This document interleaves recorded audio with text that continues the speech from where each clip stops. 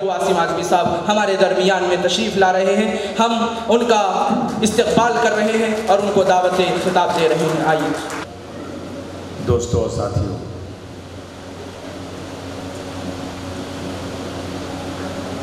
उन्नीस 1947 में जब यह मुल्क आज़ाद हुआ तो मुसलमानों के पास पाकिस्तान जाने का दरवाज़ा खुला था। मुसलमान अपने सारे सामान को गठरियाँ बांध कर पाकिस्तान की तरफ रवाना था। पाकिस्तान से गैर मुस्लिम हिंदुस्तान आ रहे थे और यहाँ के मुसलमान अपने सरो सामान को लेकर पाकिस्तान की तरफ जा रहे थे। उस वक्त मौलाना अबुल कलाम आज़ाद साहब ने कहा था मुसलमानों से, तुम हिजरत के नाम पर अपना मुल्क छोड़कर मत जाओ। तुम हिजरत के नाम पर अपना मुल्क छोड़कर मत जाओ। तुम्हें कसम है तेरे खुदा की, तेरे नबी की, तुम रुक जाओ। देख कर हिजरत आसमान और धरती थर्राई थी।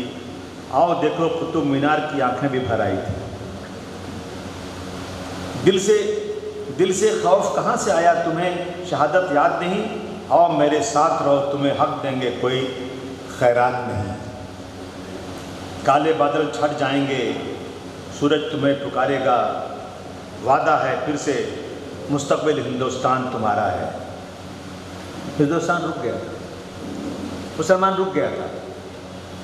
उसे वादा किया गया था कि तुम्हें इस मुल्क में इंसाफ मिलेगा। बहुत सारी तकरीरें हुई, मैं उसे दोहराना नहीं चाहता, वक्त बहुत गया। लेकिन इसी मुल्क में जहाँ इंसाफ की बात हुई थी, आज़ादी के फ़ौरन बाद बाबरी मस्जिद में मूर्ति रख करके हमारे साथ नाइंसाफ़ी शुरू की गई और उसी बाबरी मस्जिद को मिस्मार करके वहाँ मंदिर बना दी गई। कानून बना जो सबके लिए बराबर होगा। चीफ जस्टिस साहब कहते हैं कि मंदिर तोड़ के मस्जिद बनाई गई, इसका कोई सबूत नहीं है। कहते हैं कि 1949 की रात में मस्जिद में मूर्ति रामलला प्रकट हो गए, इसका कोई सबूत नहीं है। मस्जिद में कुछ लोगों ने लाकर ज़बरदस्ती मूर्ति रख दिया, ये क्रिमिनल एक्टिविटी थी, ये गुंडागर्दी थी। आगे लिखते हैं 6 दिसंबर 1992 को बाबरी मस्जिद की शहादत भी एक क्रिमिनल एक्टिविटी थी। मुल्क में कानून है कि एक तरफ 1000 लोग हैं झूठे, एक तरफ एक सच्चा इंसान हो, तो झूठे के खिलाफ और सच्चे के फेवर में फैसला होगा, ये हमारा कानून कहता है। मगर जज साहब फिर कहते हैं नहीं, आस्था मेजॉरिटी की है, अक्सरियत के लोग चाहते हैं वहाँ मंदिर बने, इसलिए वहाँ मंदिर बनेगी। ये तय हो गया, एक मिसाल बन गई सुप्रीम कोर्ट की कि अब मेजॉरिटी जो कहेगी वही होगा, तो हम माइनॉरिटी में हैं। मैं क्या बताऊँ, बच्चे स्कूल में पढ़ने जाएंगे, टीचर एक मुस्लिम बच्चे को खड़ा करके गैर मुस्लिम बच्चों से कहती आओ इसको मारो, ये मुसलमान है। हमने देखा अपनी आंखों से, मारो इसको। एक को बुला रहे, दूसरे को क्यों मारो, ये मुसलमान है। एक पुलिस वाला बंदूक लेकर घुसता है ट्रेन में और गिन के मुसलमान को, एक साहब मुसलमान थे लेकिन दाढ़ी नहीं थी, उनको धक्के मार के साइड किया और उनका जो पीए था वो दाढ़ी वाला था, उसको निकाला बाहर लाकर उसको मार दिया। 3 मुसलमानों को मार दिया और क्या कहा, इस मुल्क में रहना है तो योगी और मोदी करना पड़ेगा, उनको वोट देना पड़ेगा। इससे ज़्यादा और क्या हो सकता है, इससे ज़्यादा और क्या बयान किया जाए। हमारी शरीयत एक तरफ कहती है बुर्का पहनो, वो कहते हैं बुर्का नहीं पहने। हमारी शरीयत कहती है कि लड़की जवान हो जाए, लड़का जवान हो जाए, शादी मिल जाए तो फौरन शादी कर दो। सरकार कहती है 21 साल के पहले शादी नहीं करना। मेरी शरीयत एक तरफ है, एक तरफ सरकार का कानून है। सरकार कहती है कि 18 साल का नौजवान, 18 साल का शख्स वोट देकर प्रधानमंत्री बना सकता है, लेकिन 18 साल का नौजवान शादी नहीं कर सकता। 18 साल का नौजवान एक लड़की, बिना ब्याही लड़की को लेकर के कहीं पड़ा रहे लिविंग रिलेशन के नाम पर, ये सरकार को मंजूर है, लेकिन शादी नहीं करना है। रखेल रख सकते हो लेकिन ब्याह नहीं कर सकते हो। सही है कि गलत है? ये कानून है मेरे देश का, तो चुप कब तक रहेंगे? और अभी यूनिफॉर्म सिविल कोड आ रहा है, शरीयत का कानून एक तरफ, अल्लाह ताला का 1400 साल पहले हमारा एक जो है कॉन्स्टिट्यूशन बन चुका है 1400 साल का, और रहती दुनिया तक कोई माई का लाल उसको बदल नहीं सकता। ये सरकार कहती है कि नहीं, अब हम कानून बनाएंगे, उस पर आपको चलना है, शरीयत का कानून नहीं चलेगा। तो हद हो गई ना। फिर रास्ता है, खुदी को कर बुलंद इतना कि हर तकदीर से पहले खुदा बंदे से खुद पूछे, बता तेरी रजा क्या है। ताकत दिखाओ अपनी। और ऐ मुसलमानों, एक अल्लाह एक रसूल को मानने वाले एक साथ नहीं है, मनफत एक है। इस कौम का नुकसान भी एक ही, सबका नबी, इस्लाम भी एक, हरम पाक भी, अल्लाह भी, कुरान भी एक। कुछ बड़ी बात होती जो होते मुसलमान भी एक। कैसे मसला तय होगा? बहुत छोटा सा काम करना है, कोई रुपया खर्च नहीं है, कोई जिहाद नहीं करना है। इन उंगलियों की तरह से अलग अलग नहीं, मुट्ठी की तरह एक हो जाओ। कुछ खर्चा है इसमें? सुबह से शाम तक मुअज्जिन साहब अज़ान करते हैं कि आओ मस्जिद में आओ नमाज पढ़ने, और कहते हैं कि सब एक ही सब में खड़े हो गए महमूद वयाज, न कोई बंदा रहा न कोई बंदा नवाज। कंधे से कंधा मिलाकर खड़े होना, जगह नहीं बचना चाहिए बीच में। क्या ज़रूरत है? क्यों? अगर मैं थोड़ा दूर खड़ा जाऊँ तो क्या हो? नहीं, दिखना चाहिए कि तुम सब एक हो। मस्जिद में आओगे तो मदद चलेगा, महल्ले में कोई बीमार तो नहीं है, महल्ले में किसी को किसी चीज़ की ज़रूरत तो नहीं है, सारी हाल चाल मिलेगी, पता चलेगा सब। 5 बार अज़ान करते हैं, आओ एक साथ खड़े हो जाओ। जुमा की नमाज होती है बड़ी मस्जिद में, महल्ले के पूरे लोग एक साथ आते हैं, मुलाकात होती है। ईद की नमाज होती है और ज़्यादा लोग जमा होते हैं, आओ एक साथ आओ। और एक हरम पाक में जाते हैं, पूरी दुनिया के मुसलमान आते हैं वहाँ पर, एक हो जाओ। सिर्फ अमरावती में एक सिंपल बना के देखो, आपका मसला कुछ भी हो, आप देवबंदी हो, बरेली हो, शिया हो, सुन्नी हो, जो हो आपको मुबारक, हमें उसमें कोई लेना देना नहीं। लेकिन दूसरे मसलक के बारे में बुराई मत करो। अपने मसलक का जितना प्रचार करना हो करो, लेकिन माइक बाहर लगा करके ना दूसरे मसलक को गाली मत दो। मैं हाथ जोड़कर उलमाए के नाम से कहना चाहता हूँ, बहुत कम तादाद है हमारी, और मसलक के नाम पर एक दूसरे को गाली दोगे ना तो टूट जाती है भाईचारगी, खत्म हो जाती है। सिर्फ एक हो जाओ, इंशाअल्लाह हल इसका है। समझो सबको, वोट तुम्हारा इतना लाख सवा लाख, मालिक कौन उसका? मौलाना साहब कहते हैं कि मैं 1.25 लाख वोट का मालिक हूँ। दूसरा कहता है अरे ये मौलाना क्या वैल्यू, तो मैं मालिक हूँ। तीसरा क्या कहता है मौलाना साहब तो पैसा खाता है, ऐसा थोड़ी, मैं मालिक हूँ। चौथा जाके कहता है कि नहीं भाई साहब मुझे थोड़ा पैसा दे दो, मैं वोट दिला दूंगा। एक से अपनी कौम के लोग जाकर वोटों का सौदा करते हैं, और कसम खाकर बोलता हूँ, मेरी कौम के कुछ लोग जाते हैं फिरका परस्तों की पार्टी में, कहते हैं थोड़ा सा पैसा दे दो, मैं एक मंच लगाऊंगा और इतना वोट दे दूंगा, वोट कट जाएगा, तुम चुनकर आ जाओगे। और हारने के बाद जो है ना तालियां बजाते हैं कि देखो मैंने उसको हरा दिया। होता है कि नहीं होता है? मानते कि नहीं मानते इस बात को? हराने में नेता बनना है, सबको वोट देना है, कोई 200 ले रहा है, कोई 500 ले रहा है, कोई 1000 ले रहा है। उत्तर प्रदेश में समाजवादी पार्टी इलेक्शन लड़ रही थी, फिरका परस्ती उरूज पर थी, 3 करोड़ और समाजवादी पार्टी ने लिया, 3.5 लाख वोट से समाजवादी पार्टी हार गई। कितने वोट से? 3.5 लाख वोट से। 3 करोड़ के बाद 3.5 लाख और वोट बढ़ता ना, ये फिरका परस्तों के ताबूत में आखिरी कील होती है। मैं सियासत की बात नहीं करना चाहता, लेकिन सियासत तय करती है। मैं एक बात मैं बता दूंगा आपको, मौलाना अली मियां नदवी का कौल है, आप मौलाना जानते होंगे, उन्होंने कहा था कि पूरे मुल्क का मुसलमान 5 वक्त का जमात से नमाजी बन जाए। पूरे मुल्क का 1 से लेकर Z तक जितने मुसलमान हैं सब नमाजी बन जाए जमात के साथ। पूरे मुल्क का मुसलमान, तमाम मुसलमान तहज्जुद गुजार बन जाए। अब देखिए अगर उसके अंदर सियासी शोर नहीं आया तो इस मुल्क में एक वक्त ऐसा भी आ सकता है कि 5 वक्त की नमाज भी तुम्हें मुअस्सर नहीं होगी।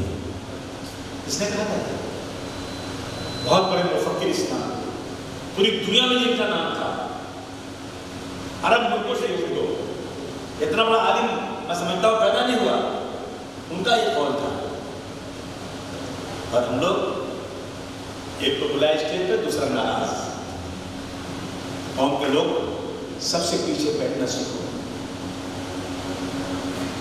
सबसे पीछे बैठ और तनकीद करना बंद कर दो।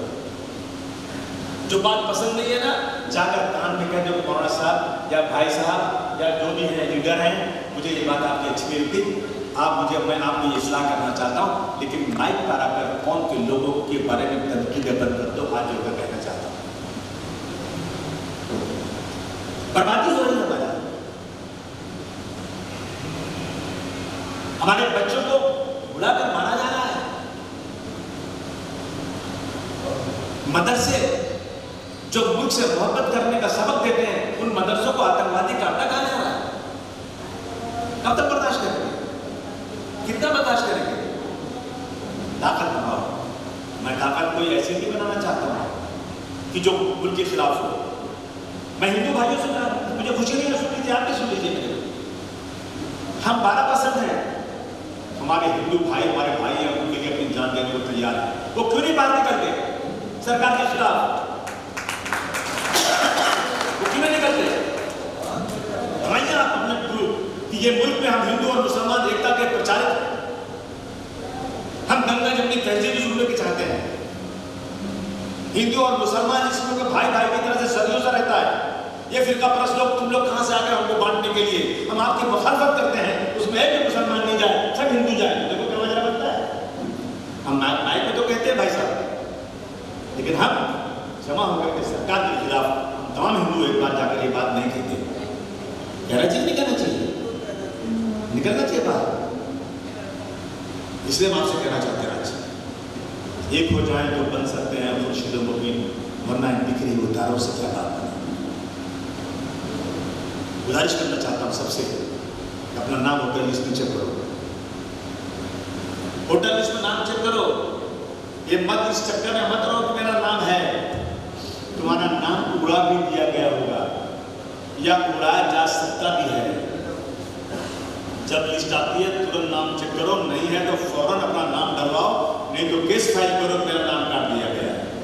और ये श्योर करो, सबसे बड़ी इबादत है आज, अपना नाम वोटर लिस्ट में चेक करके सही तरीके से डलवा लो। करोगे भाई कि नहीं करोगे? बोलिए ना। बहुत सारी एनजीओ बैठी है, ये एनजीओ तय करने यहाँ से कि अमरावती में जितने लोग हैं ना, सबका नाम वोटर लिस्ट में 100% रहेगा। उसके लिए हमें पैसा जमा करना पड़े, मेहनत करनी पड़े, कुछ भी करना पड़े, हम करेंगे। पहली बात मेरी है। सेकेंड बात, 100% वोटिंग होना चाहिए। सिर्फ बात नहीं कि मेरे साथ ये हो रहा है, मेरे साथ ये नहीं। मैं 101% 100% वोटिंग करूंगा। मेरे जो लोग बाहर रहते हैं उनको बुलाऊंगा, जो लोग नौकरी पे गए उनको बुलाऊंगा, जो बीमार हैं उनको कंधे पर लेके जाऊंगा, लेकिन मैं 100% वोटिंग करवा कर अपना हक लूंगा। दो काम नाराज हो जाएंगे, इस कम वक्त में मेरे बरखा होता रहा, मैं क्यों वोट दूँ? भाड़ में गया वोटर में घर जाते हैं, नहीं, उनका काम तो हो गया ना। अगर वो आपने किया तो काम हो गया, उनकी मंशा पूरी हो गई, वोट नहीं पड़ा। आपको कुछ भी करना है, चाहे भूखे रहना है, चाहे धूप में 5 घंटे रहना है, चाहे आपका बरखा उतारा जाए, लेकिन आपको वोटिंग करके ही जाना है। 100% वोटिंग करवाना है। किसको वोटिंग करना है? वोटिंग उसी को करना है जो इस मुल्क के कानून को मानता हो। वोटिंग उसी को करना है जो गंगा जमनी तहजीब को मानता हो। वोटिंग उसी को करना है जिसको मेरे शहर के लोग ने तय कर दिया। बैठो ना सब शहर के लोग, जमात उलमा है, जमात इस्लामी है, मिली कौंसिल है, और बहुत सारी जमातें हैं, बहुत से एनजीओज हैं, बहुत से अच्छे लोग हैं। कितने होंगे? 500 1000 होंगे। बुलाइए उनको, बैठिए, दिन भर तय कीजिए कि भाई अब जो है ना हम लोग मशावरती मीटिंग करेंगे और 25 आदमी को एक आदमी बात करेगा तो लोग कहेंगे अरे नहीं यार ये तो जाके मिल गया, नहीं, उसमें से 25 को, 20 को, 50 को एक कमेटी बनाई और उस कमेटी में तय कीजिए अब की बार मेरे इलाके में अब की बार इसी को वोट देना है और किसी को वोट नहीं देना है। जो भी खड़ा होगा दूसरा इंसान, हम सब मिलकर उसको बिठाएंगे, नहीं बैठेगा तो लोगों से कहेंगे इसको एक वोट देना बंद। कर सकते कि नहीं कर सकते? ये मुमकिन है कि नहीं? बोलिए ना, मुमकिन है ये कोई बड़ी बात नहीं है। इतनी बड़ी आफत जब चल रही है मुल्क के अंदर तो ये काम बहुत मुश्किल, बहुत वो नहीं है, किसी का नुकसान नहीं हो रहा, किसी की दुकानदारी नहीं जा रही है, किसी का इकोनॉमिकल लॉस नहीं हो रहा है। सिर्फ ये है कि हम अपने लोगों को जमा करके एक मुशावरत की मीटिंग करें और हम कोई मुसलमानों की पार्टी की बात नहीं कर रहे हैं। याद रखना, अगर इस मुल्क में किसी ने मुसलमान पार्टी बनाने की बात की तो आप समझ लेना, आप नोट कर लो कि पूरे मुल्क में 543 सीटें हैं, उसमें आप मर जाओगे दर के मुसलमान के नाम पर तो 50 सीट भी चुनकर नहीं आओगे। मानते हैं कि नहीं मानते मौलाना साहब? 50 सीट भी मुसलमान के नाम पर चुनकर आप नहीं आ सकते। और यही चाहते हैं फिरका परस्त कि आप मुसलमानों को अलग करो, उनको एक साथ जाने दो, आप पता नहीं इकट्ठा होंगे कि नहीं होंगे, तो आपके नाम पर इकट्ठा होकर के 500 सीटें अकेले चुनकर आएंगे। इसलिए मुसलमान की अलग बात करना बिल्कुल गलत है। बात करना है हमें उन लोगों से जो इस मुल्क में सेकुलर हिंदू भाई हैं। आज भी ऐसे लोग हैं इस मुल्क में, मैक्सिमम इस मुल्क का हिंदू सेकुलर है, कुछ थोड़े से फिरका परस्त हैं। और दुनिया इतनी बुरी नहीं है, दुनिया इतनी बुरी इसलिए है, बुरे लोग ज़्यादा नहीं है लेकिन अच्छे लोग चुप हैं। ये अच्छे लोग बोलना शुरू करते हैं, अच्छे लोग अपना काम शुरू कर दें तो याद रखना फिर कोई माई का लाल कुछ कर नहीं सकता। देखिए इस दुनिया में उन्होंने लिखा अब्दुल कलाम साहब कि इस दुनिया में अगर दुनिया 10,000 साल या 10 लाख साल तक मजीद कायम रहे, उनका एक सोचना कि दुनिया 10,000 साल या 10 लाख साल तक और मजीद कायम रहे तो भी दो चीज़ें खत्म नहीं होंगी, एक हिंदू कौम की तंग नजरी और दूसरे मुसलमान कौम को अपने सच्चे रहनुमाओं से बदगुमानी। क्यों कहते हैं कि बदगुमानी खत्म कीजिए, ये और बात बोली जाएगी ना, बोल सकते हैं। ये मैं आपसे कहना चाहता हूँ। अच्छा आप बताइए, मैं तो आपसे राय बात करना चाहता हूँ। अगर आप सब लोगों ने मिलकर अमरावती के लोगों ने मीटिंग कर लिया और एक बार सारी जमातों को छोटी बड़ी सबको बुला कर बात कर लिया और अपनी तकलीफें बयान कर दिया आपने, ये इस मुल्क में हो रहा है, इस मुल्क से में हमें इंसाफ मिले, हमें अपनी ताकत दिखाना है, तो हम एक कमेटी बनाते हैं, सबसे राय बात करेंगे, उसके बाद हम लोग उसमें से चुनेंगे 50 लोगों को, 100 लोगों को, उनकी एक अलग बनाएंगे और हम लोग तय करेंगे कि क्या करना है और जिसको वोट देना है ना उसको बुलाएंगे और अपना चार्टर की बात। मैं जानता हूँ कि सबको इकट्ठा करना मीडिया को तोड़ने के बराबर है, लेकिन वक्त क्या है, जब तूफान आता है, तूफान एक ही पेड़ के ऊपर भेड़, बकरी, सांप, बिच्छू, इंसान जमा हो जाते हैं, कोई किसी को नुकसान नहीं पहुंचाता, सब उस आफत में अपने आप को एक ही साथ महफूज समझते हैं। ये करने के लिए मैं आपसे गुजारिश करना चाहता हूँ। मुझे लगता है कि जहाँ तक मेरा तजर्बा है, मैं कोई बहुत ही बड़ा वो फिलासफर नहीं हूँ या बहुत बड़ा तजर्बेकार नहीं हूँ, लेकिन ज़िंदगी में जो कुछ देख रहा हूँ उस बिना पर मैं कहना चाहता हूँ कि अगर हम लोग अपना लीडर बना लें अपने के इलाके में, हम नहीं कहते कि आप अगर ये हो जाए कि दिल्ली में सारी जमातें एक साथ बैठ जाएँ और ये तय कर लें, सारी जमातें बैठ के तय कर लें कि हम लोग जो है ना एक साथ रहेंगे और हमारा लीडर जो बोलेगा हम वही करेंगे, तो इंशाल्लाह कोई माइक का लात तुम्हारा बाल बांका इस मुल्क में नहीं कर सकता। जिनके पास 4% वोट है ना, उनके घुटने टेकने क्यों? उनका वोट इकट्ठा आ जाता है। जिनके पास 10% वोट है ना, उनके साथ भी लोग जारी करते हैं। हम तो इस मुल्क के 25 करोड़ लोग हैं, 25 करोड़ हमारे वोटों की अहमियत है और हम सेकुलर हैं। ये हमें इस मुल्क में करना चाहिए दोस्तों, ये आपसे कहना चाहता हूँ। हम किसके पर वोट दे बिना बात किए हुए? अगर हमने ऐसे ही वोट दे दिया तो मैं कांग्रेस के बारे में बात करूँ, हम किसको वोट देंगे? आजकल लगता है कांग्रेस वोट देना चाहिए और बीजेपी को नहीं देना चाहिए, शिवसेना को नहीं देना चाहिए, अब एनसीपी को देना चाहिए या इनको नहीं देना चाहिए, दोनों फर्क क्या है? सीमी जमात थी, एक सीमी अलीगढ़ मुस्लिम यूनिवर्सिटी में 1970 में शायद बनी थी। जब अमेरिका में प्रिंस बिल्डिंग पे हमला हुआ तो ये भुजबल ने असेंबली में चिल्लाया कि ये इस्लामिक आतंकवाद है, सीमी पे बैंड लग गया, लड़के पकड़े गए, पूरे हिंदुस्तान में पकड़े गए सीमी के। और अभी 252 पेज का जजमेंट हाई कोर्ट का आया, या गैर मुस्लिम जज ने लिखा है अपने जजमेंट में कि सीमी के खिलाफ मेरे पास एक भी ऐसी एविडेंस नहीं आई कि मैं सीमी पे और बैंड लगा सकूं, इसलिए मैं सीमी से बैंड उठाने का ऑर्डर करता हूं। ये मैं नहीं कह रहा हूं, अभी सीमी के नाम में तो सरकार मुझे गिरफ्तार कर देगी, लेकिन सच्चाई ये जजमेंट कह रहा है कि 252 का जजमेंट कि सीमी के खिलाफ कोई चीज ऐसी नहीं मिली अभी तक, उठा दो, इस पे बैंड उठा दो। और उसके बाद उसी दिन सलमान खुर्शीद साहब वो थे, मिनिस्टर थे, इसके लॉ मिनिस्टर थे, तुरंत इस केस को ले जाकर सुप्रीम कोर्ट में अपील कर दिया और अपील में डाल दिया ठंडे बस्ते में। सीमी पे आज तक जो है उस पर बैंड उठाने किसकी सरकार की? बोलिए, कांग्रेस की। मैं यहाँ किसी की बुराई करने नहीं आया, सच्चाई बयान करना है। उसके बाद आरएसएस में बैंड लगा, वो भी हाई कोर्ट गए और हाई कोर्ट ने कहा इनका बैंड गलत लगा है। कांग्रेस पार्टी ने तालियां बजाकर स्वागत किया और अपील में नहीं गई। आरएसएस में बैंड लगा, अपील में नहीं गए, सीमी पे लगा तो अपील में गए। किसने किया? जो हमारा वोट लेने का हकदार है, उनको हम वोट देंगे ना, किसको देंगे? अब उनको वोट दोगे। उन्होंने ये किया। 1992 में दंगा हुआ था, 2500 लोग मारे गए थे। मेरी जिंदगी का मेरा टर्निंग पॉइंट वही। उसके पहले मैं व्यापारी था, बिजनेसमैन था, मुझे सियासत से कोई लेना देना नहीं था। मैंने अपनी आंखों से जो देखा है, जो किया, उसके बाद में सियासत में आकर अबू आसिम कुत्ता और बिल्ली भी अपने बच्चों को पालता है। अगर तुम अपने बच्चों के लिए जिंदा हो तो तुम जानवर हो, तुमको अपनी कौम के लिए उठना चाहिए।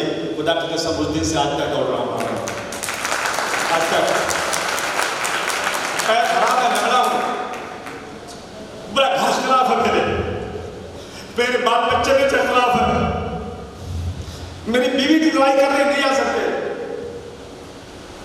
लेकिन मैं जाऊंगा। और मुझे अगर मंत्रालय की होता ना तो मैं तलवे चाह के कब मंत्री बन गया होता। मुझे कांग्रेस वालों ने चैलेंज किया कि वहां से भाषण करते हो ना, इलेक्शन लड़ो, मालूम पड़ेगा। मैंने कहा लड़ जाता हूं, तो मैंने उनके चैलेंज पर 2 जगह से फॉर्म भर दिया और मुझे बंबई और भिवंडी के दोनों जगह से चुन के दे दिया लोगों ने। मैं 2 जगह से एक साथ निकल गया और मेरे साथी जो थे मेरा साथ छोड़ के चले गए क्योंकि उनको मंत्री बनना था। कंधे पे हाथ रख के शरद पवार ने बुला लिया, एक तरफ विलास राम ने बुला लिया, चले गए, लेकिन कोई माई का लाल अबू आसिम को खरीदने वाला पैदा नहीं हुआ है। मेरे पैरों में छाले पड़ जाएं, मेरे पैर लहू-लुहान हो जाएं, लेकिन मैं वसूल पे चलने वाला हूं, बिकने वाला इंसान नहीं हूं, झुकने वाला इंसान नहीं। इसलिए आज आया आपके पास चल गई। चाहूंगा, कोशिश करूंगा, इस मुल्क में भाईचारगी को पैदा करना है, इस मुल्क से फिरका परस्ती को खत्म करना है। इसलिए हमें यह करना है। आज भी कितने सारे लोग जेल की सलाह में पीछे पड़े, 20-20 साल चाह के क्या करूं, कितनी कोशिश कर रहा हूं। अभी एक टुंडा क्या नाम उसका छूट कराया, कितने साल के बाद? 22-25 साल के बाद छूट कराया। कौन देगा उसकी जिंदगी? एक मौलाना थे वहां के, गुजरात के अहमदाबाद के, निचली अदालत ने कहा कि फांसी की सजा, हाई कोर्ट ने कहा फांसी की सजा। 12 साल के बाद सुप्रीम कोर्ट पहुंचे, कहा इस मौलाना को जबरदस्ती पकड़ा गया, इसको बेगुनाह बाइज्जत बरी कर दिया जाए। क्या है इस मुल्क में? ये इंसाफ है? हमें गद्दार कहा जाता है। मैंने कहा उस दिन इनकलाब जिंदाबाद का नारा देने वाले का नाम था हसरत मोहन, मुसलमान थे। मालूम है तुमको? इनकलाब जिंदाबाद आज चिल्लाते हो ना, ये नारा देने वाले का नाम मुसलमान था। भारत छोड़ो क्विट इंडिया मूवमेंट चलाने वाले का नाम था यूसुफ मेहर अली। ये मुसलमानों ने किया काम, जो करने चाहते थे ना उन्होंने नहीं किया है। जय हिंद बोलते ना पुलिस वाले, जय हिंद, सारे लोग सरकारी जय हिंद, ये नारा देने वाले का नाम था आबिद अली साफरानी। ये मुसलमान, सब मुसलमानों ने काम किया। कहते भारत माता की जय नहीं बोलते मुसलमान। मादरे वतन जिंदाबाद का नारा देने वाला कौन था? अजीमुल्लाह खान 1857 में भारत माता की जय बोलने वाला था, जिसको उर्दू में कहते हैं मादरे वतन जिंदाबाद। अभी मुझसे पूछता है प्रेस वाला कि मुसलमान कहते हैं कि मैं भारत माता की जय नहीं बोलूंगा। मतलब तो देख करम देख मादरे वतन जिंदाबाद का हिंदी में ट्रांसलेशन क्या होता है, क्या मतलब इसका है? अब तुम आप मूर्ति बना के पूजा करने बोलोगे तो हम पूजा नहीं करेंगे। हम एक अल्लाह के सामने सर झुकाते हैं। सरफरोशी की तमन्ना अब हमारे दिल में है, देखना है जोर कितना बाजू ये कातिल में है। ये लिखने वाले का नाम था बिस्मिल अजीम आबादी। जिसको नहीं मालूम है लिख लो इस बात को। दोस्तों, सारे जहां सच्चा हिंदुस्तान हमारा, हम बुलबुले हैं उसके ये गुलसिता हमारा, लिखने वाले का नाम था अल्लामा इकबाल। लेकिन आज अगर अल्लामा इकबाल होते ना तो ये नहीं लिखते, क्योंकि बुलबुल गायब हो गया है, बुलबुल नजर नहीं आता। अब उसकी जगह तो आ गया उल्लू। अब लिखते हैं ना कि बर्बाद गुलिस्तान करने को बस एक ही उल्लू काफी है, यहाँ हर शाख पे उल्लू बैठा है, जाने गुलिस्तान क्या होगा। इसे दोस्तों मैं आपके पास चलकर आया, मुंबई से चलकर आया, मैं कई जगह जाने वाला हूँ, कई जगह जाने का इरादा मेरा है। एक ही बात कहूँगा कि अब फकत शोर मचाने से कुछ नहीं होगा। अब फकत शोर मचाने से कुछ नहीं होगा, सिर्फ होठों को हिलाने से कुछ नहीं होगा। जिंदगी के लिए बेमौत मरते क्यों हो, और अहले ईमान हो तो शैतान से डरते क्यों हो। अहले ईमान हो तो शैतान से डरते क्यों हो। तुम भी महफूज कहाँ अपने ठिकाने पे हो, बाद इखलाक तुम ही लोग निशाने पे हो। सारे गम सारे गिले सारे शिकवे भुला के उठो। सारे गम सारे शिकवे सारे गिले भुला के उठो। दुश्मनी जो भी आपस में भुला के उठो। याद रखो, अब अगर एक न हो पाए तो मिट जाओगे, तुम भी खुश पत्तों की तरह बिखर जाओगे। यही एक पैगाम, यही एक गुजारिश लेकर आपका छोटा सा खादिम मुंबई से चलकर आपसे आया है, जिन्होंने स्कूल को आज़ाद कराया। करें हम ही को कातिल कहे कि दुनिया हमारा ही कत्लेआम होगा। हम ही को कातिल कहे कि दुनिया हमारा ही कत्लेआम होगा। हम ही कुएं खोदते फिरेंगे और पानी हम ही पे हराम होगा। अगर यही ज़हनियत रही तो मुझे ये डर है इस सदी में न कोई अबुल कलाम होगा, न कोई अपना क्या नाम है वो अब्दुल हमीद होगा, ना कोई अब्दुल कलाम होगा। तो दोस्तों साथियों, आप बताइए मुझे, आप में मेरा मशवरा पसंद आया कि नहीं? पठान साहब बोलिए, आप ये नहीं हो सकता क्या? क्यों नहीं हो सकता? करिए ना। आपके तलवे नहीं चाटते ना उम्मीदवार, तो खुदा की कसम थूक देना मेरे मुंह पर। छोड़ो पार्टी वाली सर, कोई पार्टी नहीं। और याद रखना, हिंदुस्तान में हर पार्टियों का मुसलमानों के लिए एक ही एजेंडा है। झंडा अलग रहने दो, किसी महाराज ने कहा था मुझसे, झंडा अलग रहने दो, निशान अलग रहने दो, नारे अलग रहने दो, लेकिन मुसलमानों के लिए सबका एक ही एजेंडा है। कोई पार्टी मुसलमान को लीडर नहीं बनाती। मुसलमान को टिकट दे देते हैं, एमपी बना लेते हैं, लेकिन लीडर नहीं बनाते। लीडर एमएलए एमपी कुछ नहीं है। लीडरशिप पैदा करो। इस कम से कम अमरावती का बहुत नाम है, महाराष्ट्र में। अमरावती के लोग बहुत बहादुर हैं, बहुत संजीदा हैं, पढ़े लिखे हैं, इंटेलेक्चुअल हैं, और मैं कराम यहाँ है।